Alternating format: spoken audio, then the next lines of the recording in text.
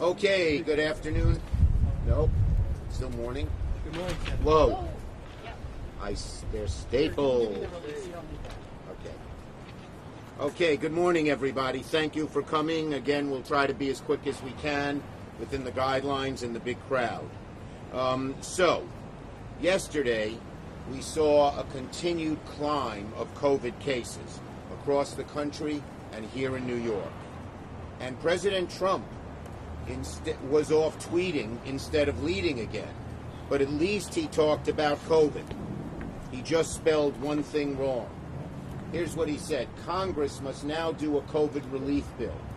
The word he spelled wrong was Congress. It should say McConnell. McConnell should do this because he's who's holding it all up. The Republican Senate refuses. The Republican Senate refuses to move forward on any kind of COVID bill that has any kind of relief for the American people.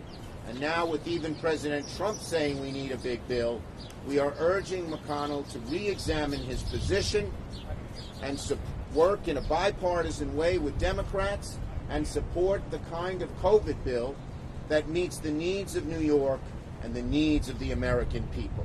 Again, he spelled it wrong. Not Congress, McConnell.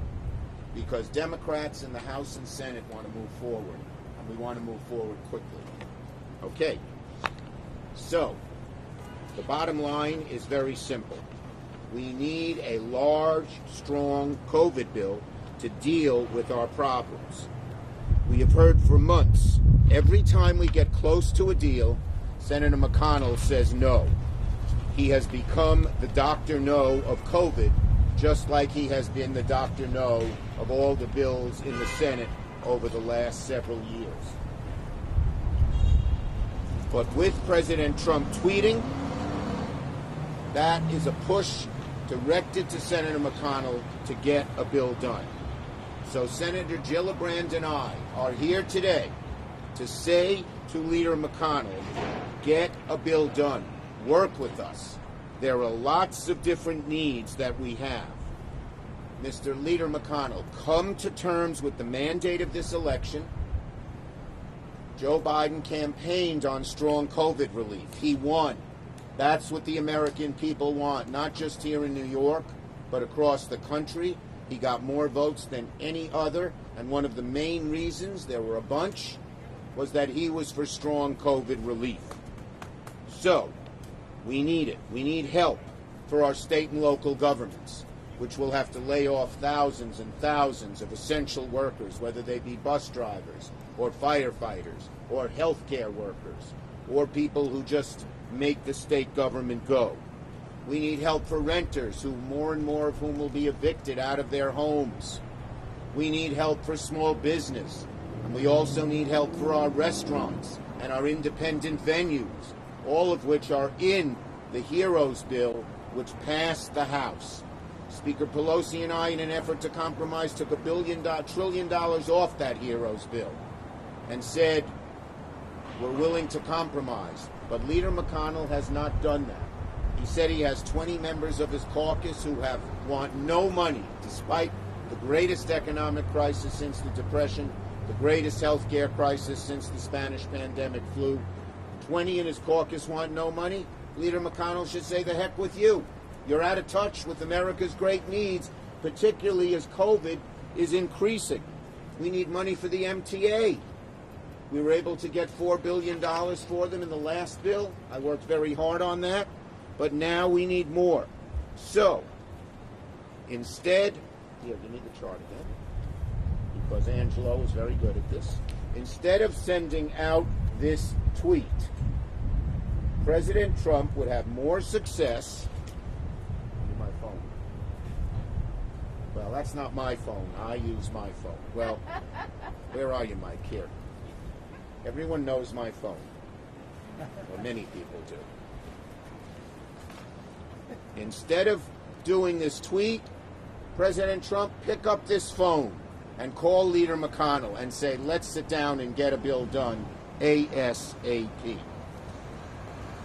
Okay? That is the bottom line, folks. We need all these things. The Republicans are spending all their time saying the election wasn't legitimate. We know it's legitimate. Republicans, Joe Biden won, Donald Trump lost. Now work with us to get a COVID bill done, because that's the agenda that's the item that's on the agenda that the American people want, and want badly. It's time to move on. The election's over. There wasn't fraud. There wasn't anything else. 6 states, swing states, flipped from Trump to Biden. Those 6 states, in each of them, the margin is not even close. No court is going to overturn this election. Joe Biden will be installed as president.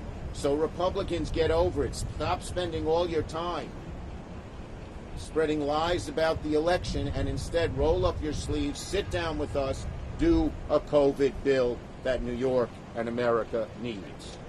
No more temper tantrums, no more stomping your feet. Get something done to help New York and get us relief from COVID.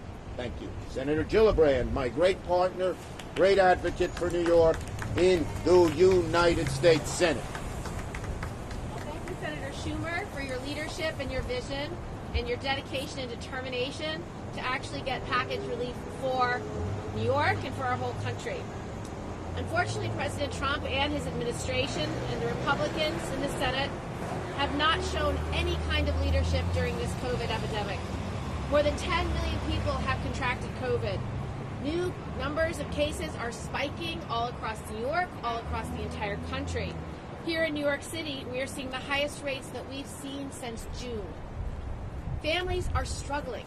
More than 45 million people have filed for unemployment during the pandemic, and countless more aren't sure if they'll be able to pay rent or put food on the table or provide for their children. Yet, Mitch McConnell continues to refuse to act. Chuck is exactly right. President Trump should be tweeting at Mitch, not us, because he's the one who's refused to act. Mitch McConnell has had a bill from Speaker Pelosi since May.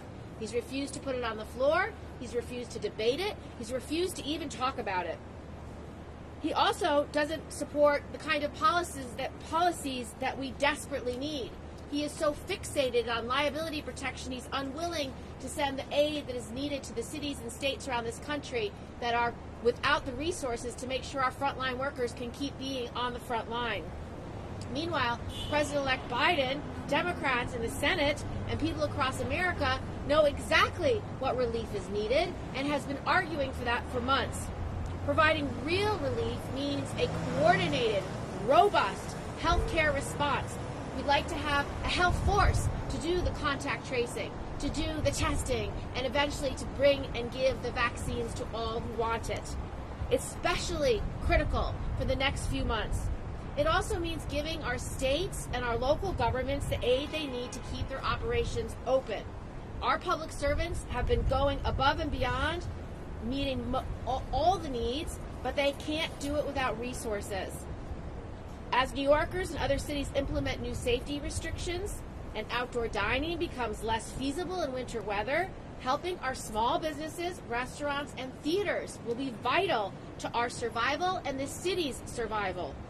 Additionally, Congress has to provide more relief directly to families.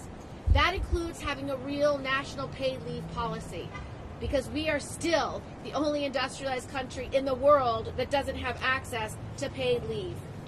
We also need to make sure that we have affordable daycare. Parents are scrambling. Daycare centers have shut. Before the pandemic, there was 1 slot for every 4 children that were needed. Now, there's 1 slot for every 8 children that need it. We also have to make sure the economic assistance programs that we established at the beginning of the pandemic that expired over the summer are renewed. We need to make sure that people get their unemployment insurance, and they need to get the extra supplemental insurance. It's critical that the next relief package has both direct cash payments and enhanced unemployment assistance so people can stay afloat during this crisis. And we have to go beyond that. Every month someone goes without work is another month they struggle to make their rent or put food on the table. Rental assistance is necessary to stave off the wave of evictions that we expect to happen. So we have to make sure partial federal eviction moratorium is scheduled well into the future, not just to the end of the year. That will be necessary to keep our families protected and safe. And last but not least, I have visited food banks all across this state, and I can tell you the lines go around the block, whether you're in the Bronx or whether you're in Brooklyn or whether you're in Queens, Manhattan, or in Staten Island. So it is necessary that we make sure food relief is part of this next package. In upstate New York, the car lines go on for miles. So people are struggling. So we need to expand the SNAP benefits and the pandemic EBT. As we confront the reality of this ever-growing challenge of COVID, we need to get back to the negotiation table, start where the HEROES Act left off, and put our families and not politics first. Thank you, Senator Gillibrand. Now, one other thing I forgot to mention, I am wearing this FEMA jacket. I got it during Sandy. Sandy was an example of a national crisis, and certainly a New York crisis, where both parties pulled together and got something done.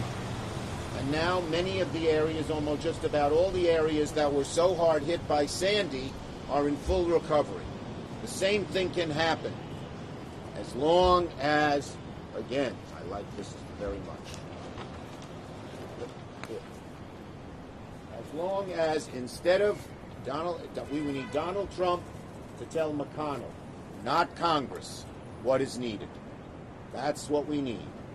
Mitch McConnell to put the bill, as Kirsten Gillibrand said, Mitch McConnell to put the bill on the floor, and I believe it will pass. And it will have not everything we want, but the relief we need. Questions on this subject? Senator, Senator, have you spoken to the President-elect on this bill? I have spoken to the President-elect with Speaker Pelosi last week, and he believes we need a strong COVID response as we do. And what do you urge Senator McConnell to do? Well, I urge Senator McConnell to, best of all, put the bill that passed the House, the $2.2 trillion compromise bill, on the floor of the Senate. And if that can't pass because it doesn't have enough Republican votes, I think it will, to sit down and come together with Democrats on a fair compromise that meets the needs of New York and of the American people. And what if he doesn't agree with you? Well, we hope he will. Senator, the majority leader said he wants a specifically targeted bill.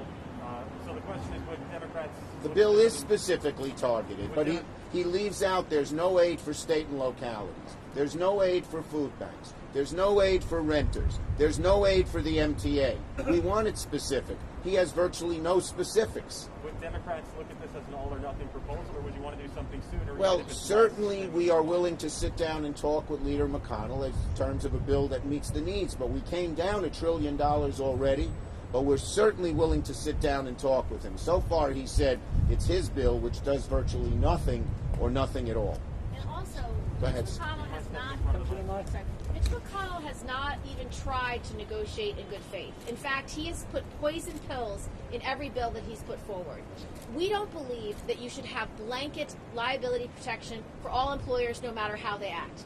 We saw what bad employers do. In meatpacking facilities across this country, they packed workers shoulder to shoulder with no face masks, no personal protective equipment, and COVID spread in those meatpacking facilities like wildfire. Having universal liability protection is a poison pill intended to stop negotiations. So he needs to negotiate in good faith. The other thing he did in his bill, he put in a provision that if you're a wealthy person sending your child to private school, it wouldn't cost you anything. Because if it costs $100,000 for private school, you'd get a $100,000 tax credit.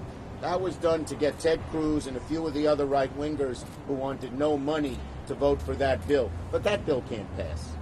Other questions? No, from the press. You mentioned relief for restaurants. What about other businesses like gyms and fitness centers? The bill includes all small business relief for PPP for all small businesses. There's a special provision for restaurants, a special provision for independent venues, but there's relief for all small businesses. Senator, you mentioned that this was a Well, wait, mandate. anyone else before he gets a second, Senator, third question? Yes, yes, yes, and then we'll do finish. you have any fears that Senator McConnell won't be able to work with President-elect Biden to work Well, I hope Senator McConnell, who has been Dr. No, he has put in his legislative trash can over 250 bills that the House passed, many of them bipartisan, to make America move in a better direction. We hope he will change. On that note, do you have any concerns that if the Republicans hold the Senate majority, that Biden administration would have problems getting cabinet appointees? Well, I would hope that they would allow President Biden to choose his cabinet. That would be very, very important and the right thing to do. America does not want paralysis and blockade. Last one.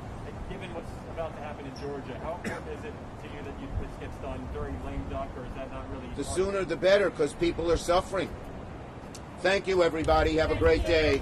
Thank you, Senator. Thank you.